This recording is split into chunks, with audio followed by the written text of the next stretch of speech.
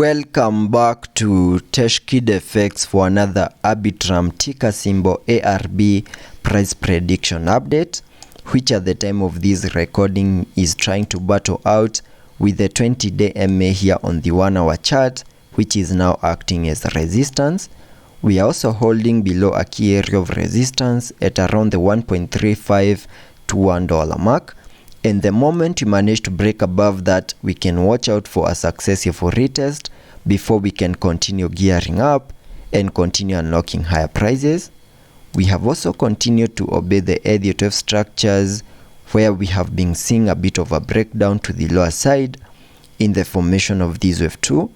And at the time of this recording, you can see that ARB has continued to hold within the minimum retracement areas in the formation of this wave 2, highlighted here on the chart using this blue target area.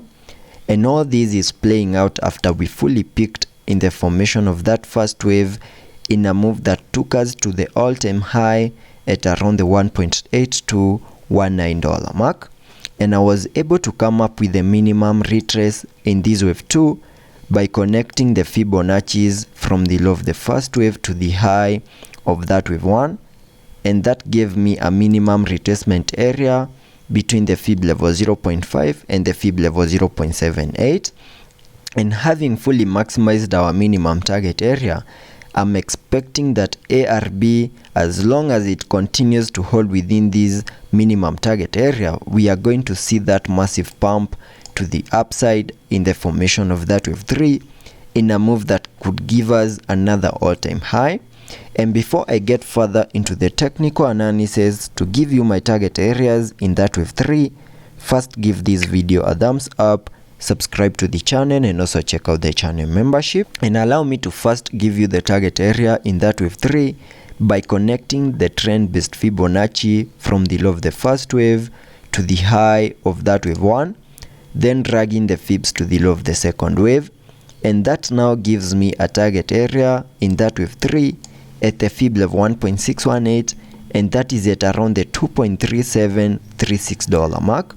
And that is the minimum that we can expect ARB to do on the long-term scenarios in the formation of that wave 3. And for that move to also play out, there are key areas that we need to continue holding within, and that is our minimum retrace in the formation of this wave 2, which lies between the $1.4798 mark and the $1.2991 mark. And as long as we continue holding within that target area, there are high chances that we are going to skyrocket in the formation of that wave 3 and also manage to break above other key areas of resistances over here to fully maximize our minimum target area in that wave 3.